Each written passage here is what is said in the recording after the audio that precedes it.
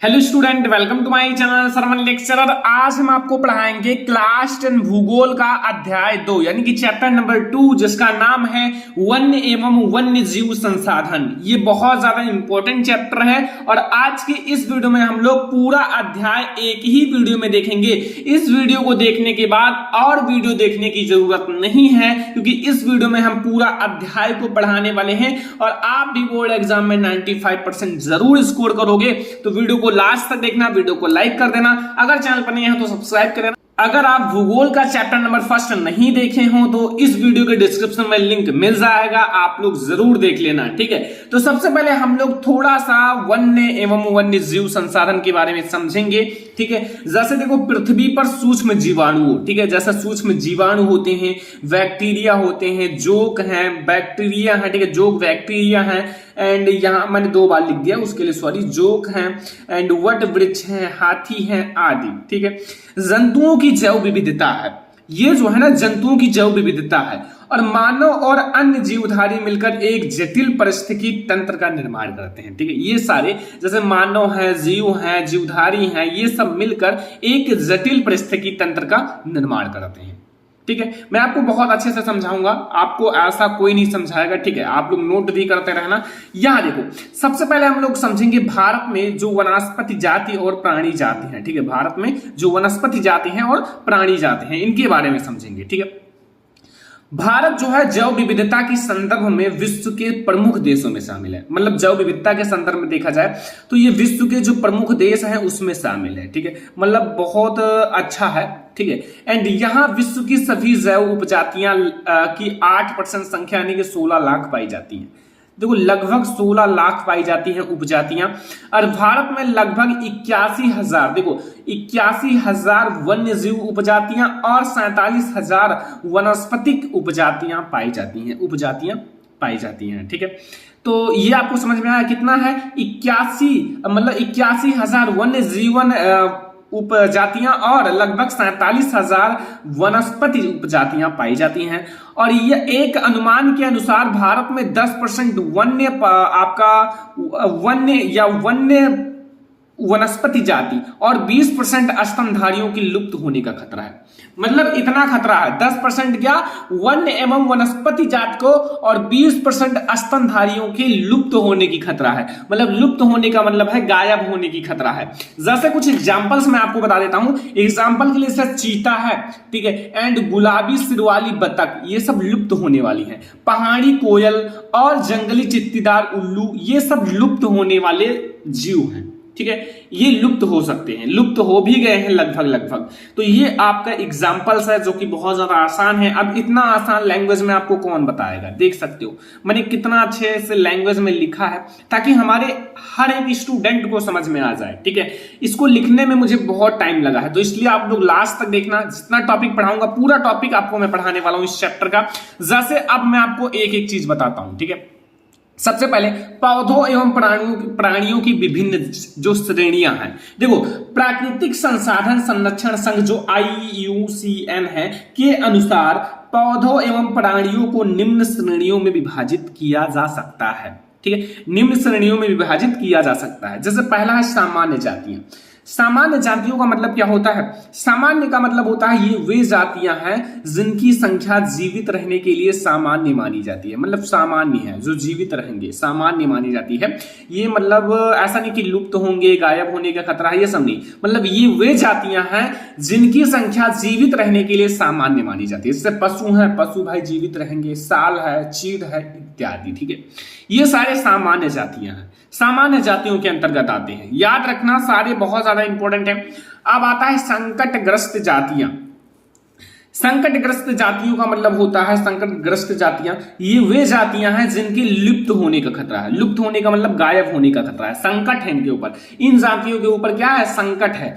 तो ये वे जातियां हैं जिनके लुप्त होने का खतरा है, जिन विषम परिस्थितियों के कारण इनकी संख्या कम हुई है। मतलब किसी भी विषम परिस्थिति के कारण इनकी संख्या लगातार कम होती जा रही है। अब इनकी संख्या अगर ऐसे ही कम होती जाएगी तो इसका मतलब ये लुप्त होते जाएंगे, गायब होते जाएंगे, इनकी संख्या कम होती जाएगी। जैसे यदि वे जारी रहते हैं तो इन जातियों का जीवित रहना कठिन है। मतलब अगर ऐसे ही इनकी संख्या कम होती रही तो इन जातियों का मतलब जीवित रहना असंभव है, ठीक है, कठिन है। ठीक है, अगर ऐसे गायब होते होते एक दिन ऐसा आएगा कि सभी जातियां जो है ना इस संकटग्रस्त जातियां गायब हो जाएंगी। जैसे एग्जांपल के लिए आपके सामने है काला हिरण, मगरमच्छ है, भारतीय जंगली गधा है, गैंडा है। ये सारे अब आपको दिख रहे हैं? नहीं दिख रहे होंगे, क्योंकि ये सारे संकटग्रस्त जातियां हैं और धीरे धीरे ये लुप्त हो रही हैं, गायब हो रही हैं। अगर ऐसा ही ये जारी रहा तो एक दिन ऐसा आएगा कि एक भी नहीं बचेंगे और सब गायब हो जाएंगे, लुप्त हो जाएंगे, संकटग्रस्त हो जाएंगे। ठीक है, अगला देखो हमारा है सुभेद जातियां।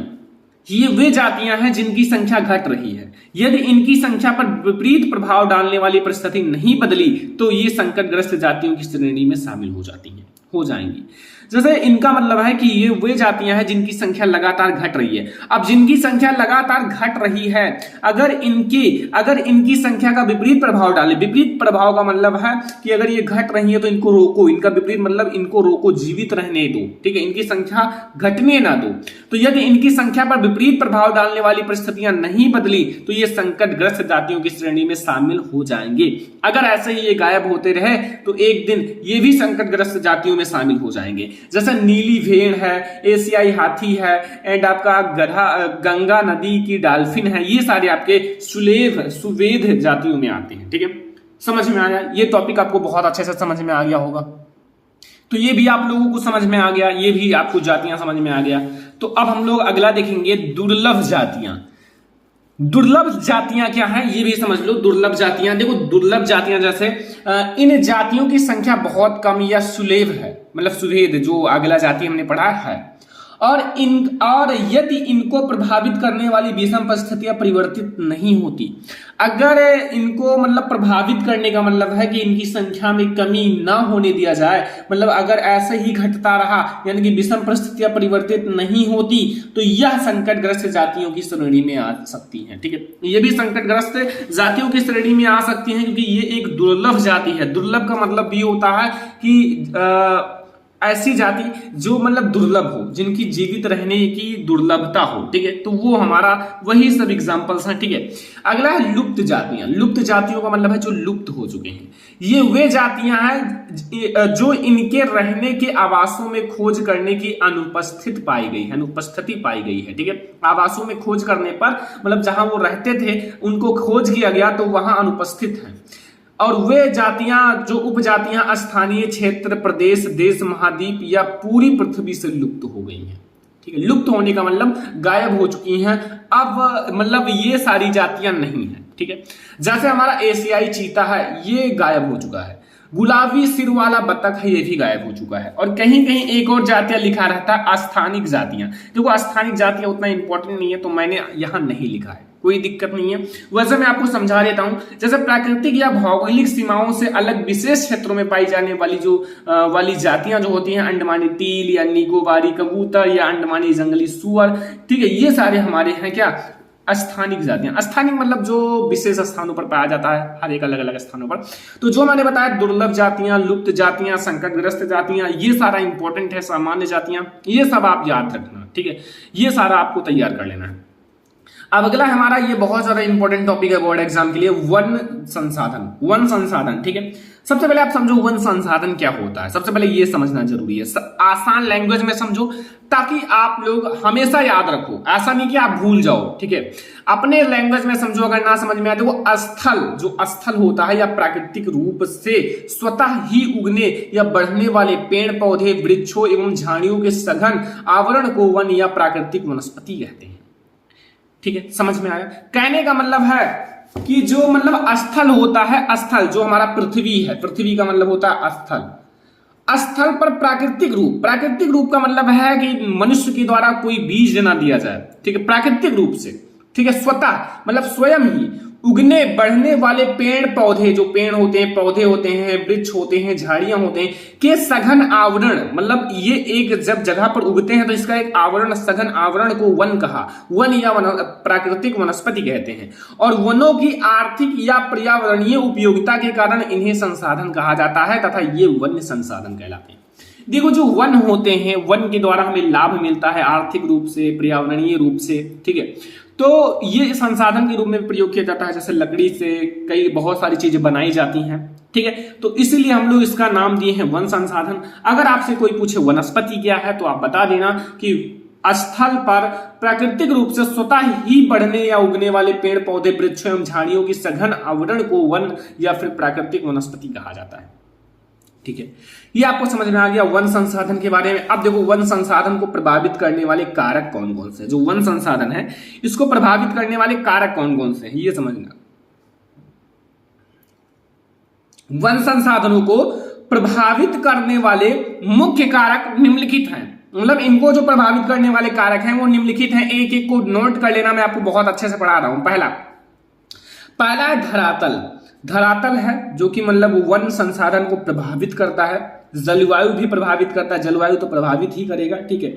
आर्द्रता भी प्रभावित करता है, तापमान भी प्रभावित करता है, ये सारे प्रभावित करते हैं। और प्रकाश की अवधि भी प्रभावित करता है। तो अगर आपसे कोई पूछे, कोई 3 पूछ ले, कोई 2 पूछ ले कि वन संसाधनों को प्रभावित करने वाले कारक कौन कौन से हैं, तो आप जलवायु बता देना, तापमान बता देना, प्रकाश की अवधि बता देना, धरातल बता देना, आर्द्रता, कुछ भी बता सकते हो। मैंने कई सारा बता दिया, ठीक है। ये सब आपको समझ में आया। अब वन के बारे में हम लोग समझा, वन को प्रभावित करने वाले कारक के बारे में समझा, वन संसाधन के बारे में समझा। तो हमें समझना जरूरी है कि वन से हमें क्या लाभ होते हैं, इन सबको जानना जरूरी है, ठीक है। तो अब हम लोग समझेंगे जो वन के प्रत्यक्ष लाभ, ठीक है। प्रत्यक्ष लाभ को समझने वाले हैं, जो इनके प्रत्यक्ष लाभ हैं जो दिखाई देते हैं। देखो, जो वन होते हैं, वन से हमें क्या मिलता है, ऑक्सीजन की पूर्ति होती है, ठीक है। ऑक्सीजन का मतलब हमारे लिए बहुत ज्यादा इंपॉर्टेंट है। O2 का मतलब होता है ऑक्सीजन। देखो, ये हमारे लिए बहुत ज्यादा इंपॉर्टेंट है। अगर इसकी कमी होती है तो बहुत सारी बीमारी हो जाती है, ठीक है।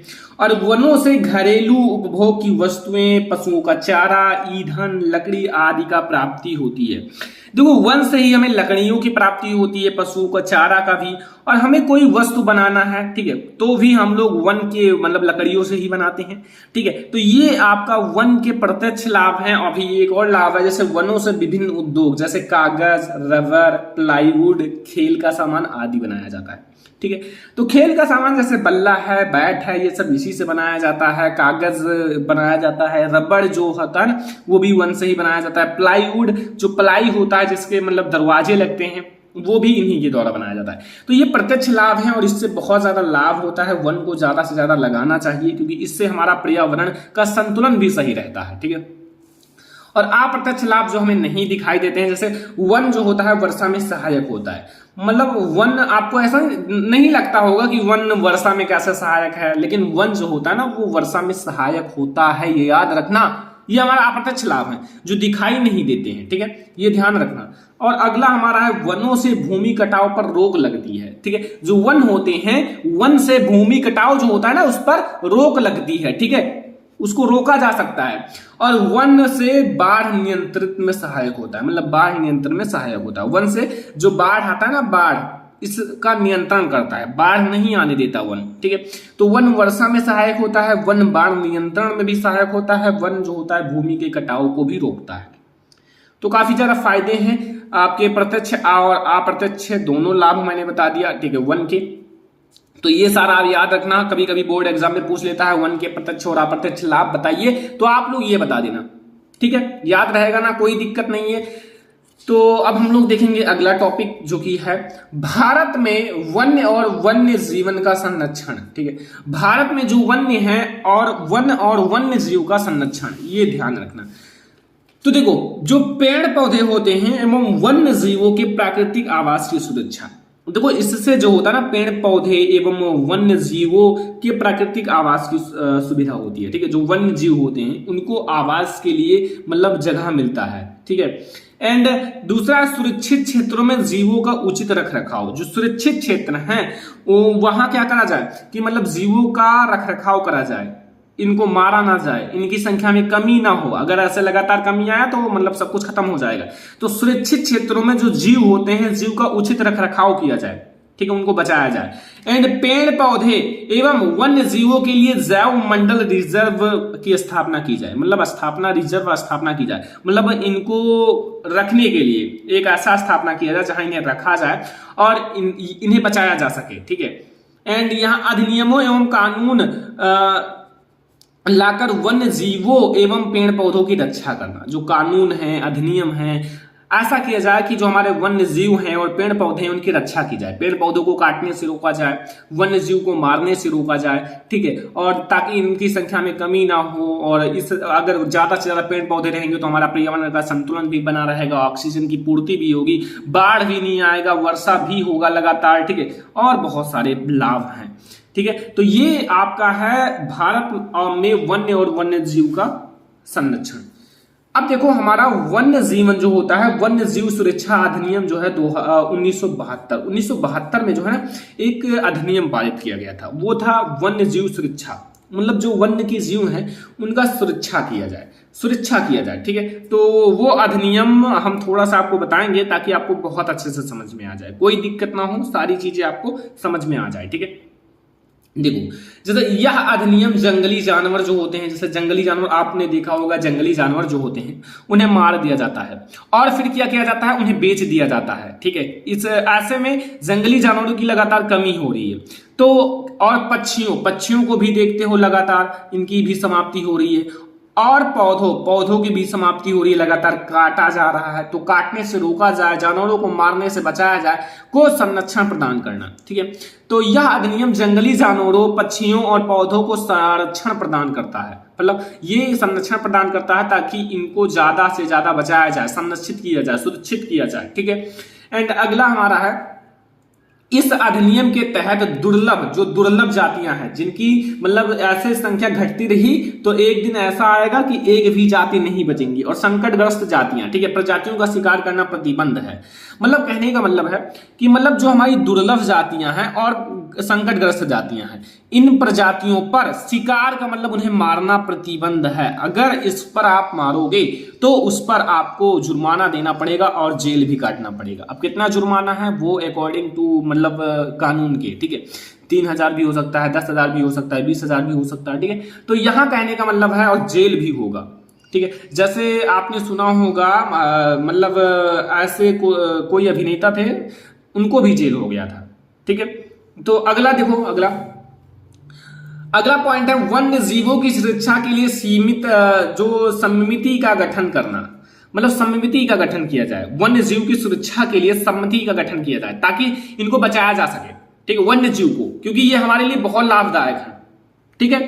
तो ये भी आपको समझ में आ गया। अगला है पशु पक्षियों, जीवों तथा पेड़ पौधों को नुकसान पहुंचाने पर 3 से 10 साल तक का सजा का भी प्रावधान है। यहां देखो 3 से 10 साल तक का सजा काटना पड़ेगा। कब?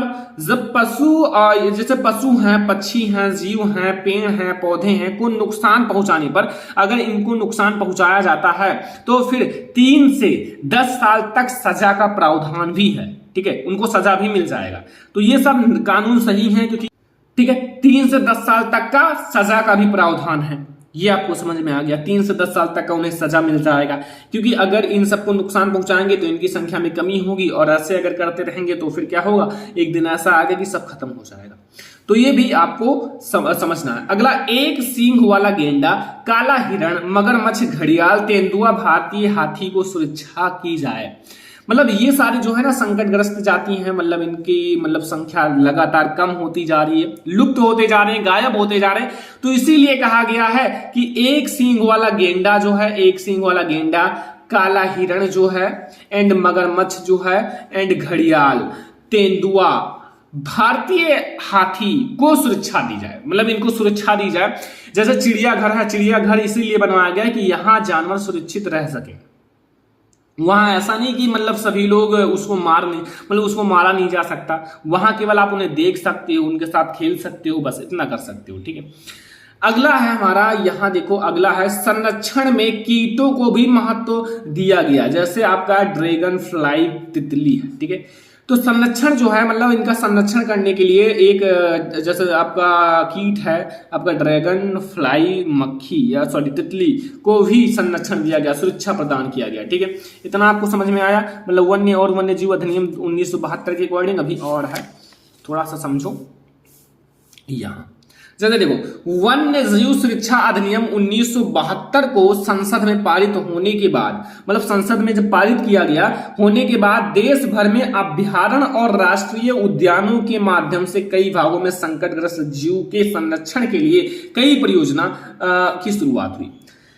कहने का मतलब है जब इस अधिनियम को पारित किया गया, लोगों को पता चला तो क्या हुआ, संसद में जब पारित हुआ तो उसके बाद देश भर में बहुत सारे परियोजना चलाए गए ताकि जो संकटग्रस्त जातियां हैं उनका संरक्षण किया जा सके, उन्हें सुरक्षा प्रदान किया जा सके। ठीक है, ये भी समझ में आ गया ना, कोई दिक्कत नहीं है। अब जैसे एक बहुत ज्यादा इंपॉर्टेंट परियोजना है जिसका नाम है बाघ परियोजना।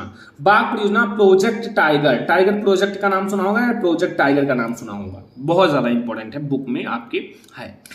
तो इसके बारे में थोड़ा सा समझो कि बाघ परियोजना नाम क्यों पड़ा। देखो, बाघ जो थे ना उनकी संख्या पहले बहुत ज्यादा थी। ठीक है, समझना, पहले क्या थी, बहुत ज्यादा थी। मतलब बाघ परियोजना अभी आपको समझ में आ जाएगा। ये भी मतलब एक जैसे कई सारी परियोजना का शुरुआत किया गया तो ये बाघ परियोजना उसी में से एक है। तो मतलब बहुत ज्यादा थी, लेकिन ऐसे होते होते कुछ दिन बाद पता चला कि उनकी संख्या बहुत कम हो गई, क्योंकि उनमें से बहुत सारे बाघों को मारा गया, उनके खाल को बेचा गया। ठीक है, और उसका बिजनेस किया गया। इससे क्या हुआ, बाघों की संख्या में कमी आई। तो इसीलिए इसलिए क्या किया गया, पहले बाघ परियोजना का एक परियोजना किया गया था। ठीक है, जैसे बाघों की संख्या कम होने के प्रमुख कारण, अब बाघों की संख्या में भी कमी आ रही है तो उसके प्रमुख कारण क्या क्या थे। जैसे बाघ जो है वन्य जीवन का एक अद्भुत जीव है। बाघ क्या है, वन्य जीव का एक अद्भुत जीव है। ठीक है, जिसे राजा कहा जाता है जंगल का। तो बाघ जो है वन्य जीव का एक अद्भुत जीव है। और अगला है कि जैव विविधता को बनाए रखने में बाघ की भूमिका महत्वपूर्ण होती है। मतलब अगर जैव विविधता को बनाए रखना है तो बाघ जो है उसकी भूमिका बहुत ज्यादा महत्वपूर्ण है, क्योंकि ये जैव विविधता के लिए एक बहुत बड़ी भूमिका है, एक अद्भुत जीव है। ठीक है, जैसे समझो 20वीं शताब्दी में भारत में बाघों की संख्या 55,000 था या थी, 55,000। ठीक है, 55,000 थी। और देखो 20वीं शताब्दी में 55,000 बाघों की संख्या थी, और फिर कितना ज्यादा घट गया, 1973 में घटकर 1827 बाघ रह गए। अरे राम, इतना ज्यादा बाघ कम हो गए। सोच सकते हो कि 20वीं शताब्दी में भारत में बाघों की संख्या 55,000 थी, लेकिन कुछ आपके वर्षों के बाद 1973 की बात है, 1973 में घट के इनकी संख्या कुल 1827 बाघ रह गए। बहुत कम, बहुत ही ज्यादा कम बचे। इसीलिए हम लोग बाघ परियोजना की स्थापना। अब देखो, जैसे बाघों की हड्डियों से औषधि, जैसे जो बाघ होते हैं उनकी हड्डियों से औषधि बनाया जाता था, तो औषधि बनाने के लिए बाघों को मार दिया जाता था। एवं खालों के लिए, जो खाल होते हैं, खालों के लिए बाघों को मारकर उनका व्यापार करना, जैसे उनके खालों का भी व्यापार किया जाता था। बहुत सारे आप लोगों ने पुराने महल को देखा होगा, बंगले को देखा होगा, बहुत सारे राजा महाराजा क्या करते थे, बाघों के खाल को लटकाए रहते थे, क्योंकि अपने घर में, क्योंकि वो एक शोभा था घर का। तो बाघों की हड्डियों से औषधि बनाया जाता था। खालों को बाघों को मारकर जो उनका खाल होता है उसको निकालकर क्या किया जाता था, उसको निकालकर व्यापार करना। ठीक है, इसीलिए बाघों की संख्या में बहुत ज्यादा कमी आई। अब इस परियोजना की शुरुआत 1 अप्रैल 1973 को उत्तराखंड में स्थित जिम कार्बेट राष्ट्रीय उद्यान से किया गया। ठीक है, किया गया। अब जब इन सारे परियोजना का वो किया गया शुरुआत, तो इस परियोजना से लगातार बाघों की संख्या में वृद्धि होती रहती थी। मतलब इस परियोजना से लगातार बाघों की संख्या में वृद्धि हो रही थी। कैसे? क्योंकि इनको सुरक्षा प्रदान किया गया, सुरक्षित रखा गया ताकि इनको कोई मार ना सके। अब जब इनको नहीं मार पाएंगे तो फिर बाघों की संख्या में थोड़ी मोड़ी वृद्धि होती जा रही थी।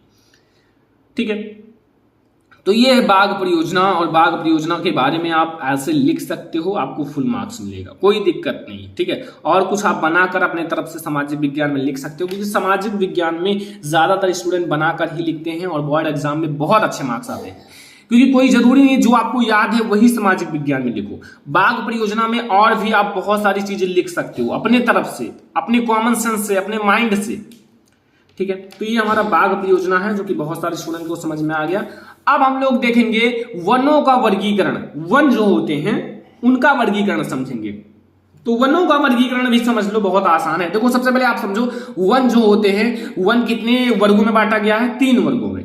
पहला हमारा आरक्षित वन, ठीक है, दूसरा है रक्षित वन और तीसरा हमारा है अवर्गीत वन, अवर्गीकृत वन, ठीक है, अवर्गीकृत वन।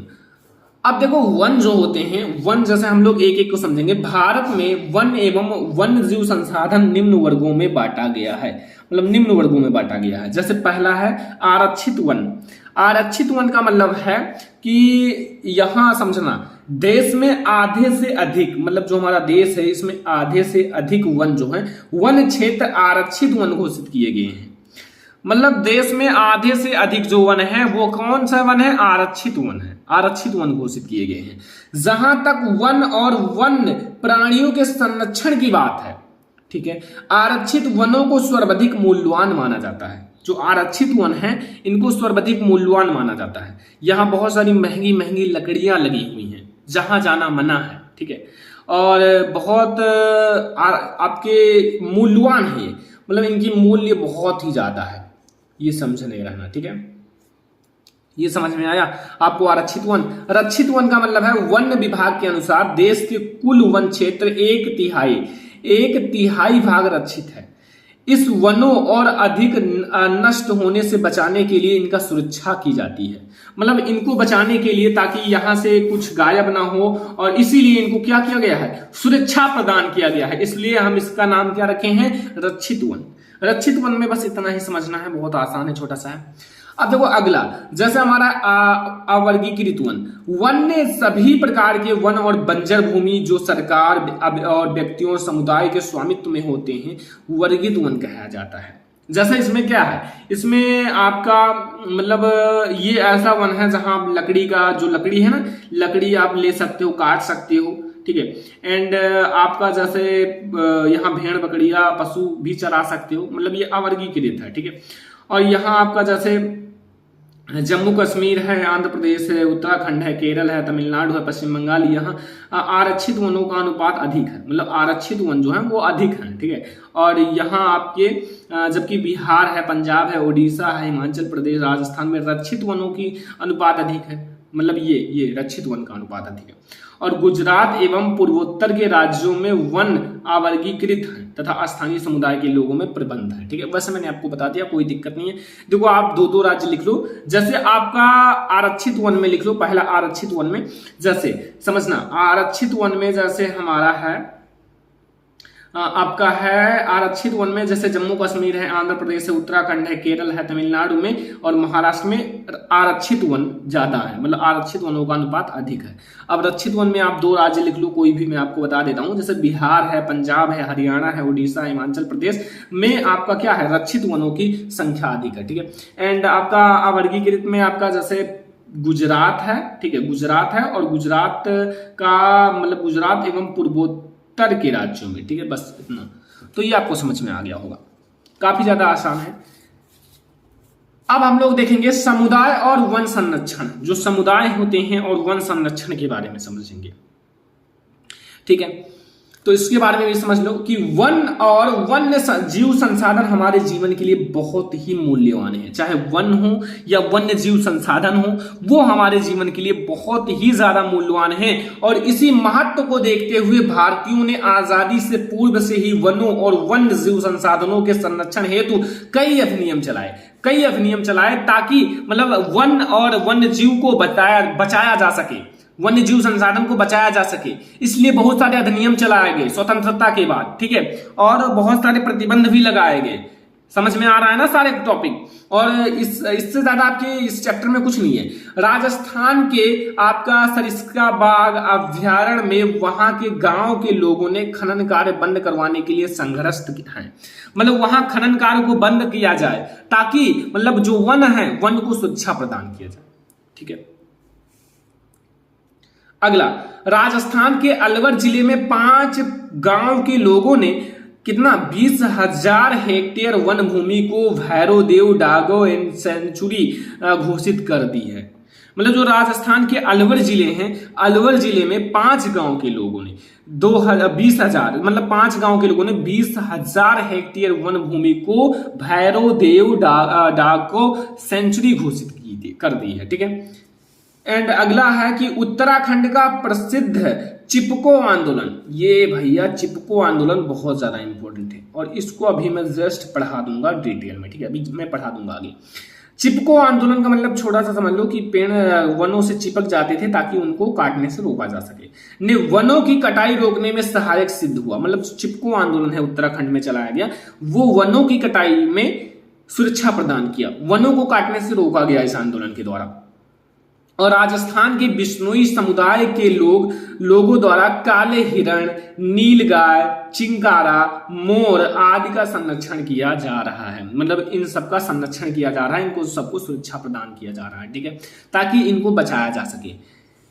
एंड यहां देखो अगला कि भारत के कई समुदाय में रीति रिवाजों में पूजा पाठ में वन एवं वन्य जीव संरक्षण के प्रचलन में है। मतलब पूजा पाठ में भी हमारे वन्य एवं वन्य जीव का प्रचलन किया जाता है। जैसे आपका सहरुल पूजा, हिंदुओं द्वारा शादी विवाह में आम के पौधे की पूजा, और घरों में तुलसी की पूजा, तुलसी माता की पूजा की जाती है। ठीक है, तो ये हमारे समुदाय और वन संरक्षण, समुदाय और वन संरक्षण की वन संरक्षण कैसे किया जाता है इस चैप्टर में। इससे ज्यादा कुछ नहीं है, अगर आप बुक को खोलोगे तो इससे ज्यादा कुछ नहीं है। छोटा चैप्टर है लेकिन इंपॉर्टेंट है, छोटा चैप्टर है। ठीक है, और अब हमारा अगला टॉपिक है, अगला टॉपिक हमारा है चिपको आंदोलन। ठीक है, इसके बारे में समझ लीजिए अच्छे से, क्योंकि चिपको आंदोलन बोर्ड एग्जाम के लिए इंपॉर्टेंट है, आ सकता है। तो वो चिपको आंदोलन जो है पर्यावरण संरक्षण का एक महत्वपूर्ण आंदोलन है। जो चिपको आंदोलन है पर्यावरण को संरक्षित करने के लिए, बचाने के लिए बहुत ही महत्वपूर्ण आंदोलन है। यह आंदोलन तत्कालीन उत्तराखंड के चामोली जिले, जो चामोली जिला है, चामोली जिले में सन 1973 में 26 मार्च को प्रारंभ हुआ था। मतलब उत्तराखंड के चामोली जिले में सन 1973 में आपका 26 मार्च को प्रारंभ हुआ था, और उत्तराखंड में रेणी 2400 से अधिक पेड़ों को काटा जाना था। मतलब 2400 से अधिक पेड़ों को काटा जाना था, मतलब बहुत ही बड़ा कदम उठाया जा रहा था। ठीक है, जो कि बहुत ही गलत है। तो उत्तराखंड में रेणी में जो 2400 से अधिक पेड़ों को काटा जाना था, जिसे बचाने के लिए गौरा देवी के नेतृत्व में रेणी गांव की 27 महिलाओं ने प्राणों को बाजी लगाकर, मतलब प्राण को त्यागना जिसे कहते हैं, प्राणों को बाजी लगाकर पेड़ों से चिपक कर, जो पेड़ होते हैं पेड़ों से चिपक कर पेड़ों की कटाई को असफल कर दिया था। मतलब पेड़ों से चिपक गई ताकि इन पेड़ों को ना काटा जाए, पेड़ों को काटने से रोका गया। ठीक है, और तब से ही इस आंदोलन को चिपको आंदोलन के नाम से जाना जाता है, चिपको आंदोलन के नाम से। ठीक है, बस इतना सा है इस चैप्टर में, कुछ है नहीं, जो कि मैंने आप लोगों को बता दिया। अपने लैंग्वेज में भी इस चैप्टर को समझ सकते हो, और ये सबसे सरल तरीके से मैंने आपको समझाया। बहुत सारे पेजेस हैं, मैंने आपको काफी अच्छे से और पढ़ाया है ताकि आप लोग कम समय में बहुत अच्छे से तैयारी कर सको। ठीक है, तो इससे ज्यादा आपको कुछ नहीं पढ़ना है। ये आप लोगों को इस चैप्टर में बस आपको इतने सारे टॉपिक्स पढ़ना है जितना मैंने पढ़ाया है। ठीक है, इस वीडियो में जितना मैंने पढ़ाया है, अगर इस चैप्टर नंबर 2 वन एवं वन्य जीव संसाधन में तैयार कर लेते हो तो ये पूरा चैप्टर आपका कंप्लीट हो जाएगा। आप 95% लाओगे बोर्ड एग्जाम में, अगर आप इस चैप्टर को कंप्लीट कर लेना। ये दूसरा चैप्टर है, पहला मैंने पढ़ा दिया है, आप लोग देख लेना, लिंक डिस्क्रिप्शन में। अब हम लोग तीसरा चैप्टर देखेंगे, कमेंट करोगे तो मैं आप लोगों को तीसरा चैप्टर भी पढ़ा दूंगा। ये वीडियो पसंद आया हो ज्यादा से ज्यादा लाइक करना, शेयर करना अपने फ्रेंड्स के साथ। अगर चैनल पर नहीं आया तो सब्सक्राइब भी कर लेना। ठीक है, हम लोग मिलेंगे नेक्स्ट चैप्टर के साथ, तब तक के लिए धन्यवाद।